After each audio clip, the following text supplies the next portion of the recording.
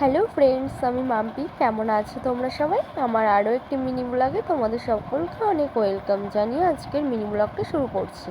দেখো, বারটা ছিল শনিবার আর আমরা গিয়েছিলাম রথের মেলায়। মানে রথের মেলায় যাওয়া বলাটা ঠিক হবে না, আমরা গিয়েছিলাম আমাদের দোকানে উল্টো রথের দিন পুজো ছিল, তাই পুজোর দশকর্মার জিনিসগুলো কিনতে আর তার সঙ্গে মেলাও ঘুরে আসতে গিয়েছিলাম। তো আমার সঙ্গে ছিল আমার ননদের মেয়ে পায়েল আর বাবান।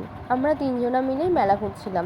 সোজারথে যখন এসেছিলাম তখন 9টা সাড়ে 9টা এসেছিলাম, তখন খুব ভিড় ছিল, ঢোকাই যাচ্ছিল না ভেতরের দিকে।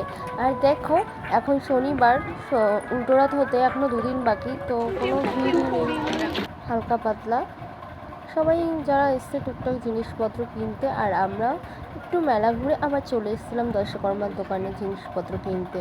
তো এখানে কিনে রেখে আবার একটু খেতে গিয়েছিলাম, কারণ ওর দশকর্মার জিনিসপত্র নিয়ে তো আর ঘোরা যায় না। তাই এরপরে আমরা একটু আইসক্রিম খেয়ে আবার চলে এসেছিলাম।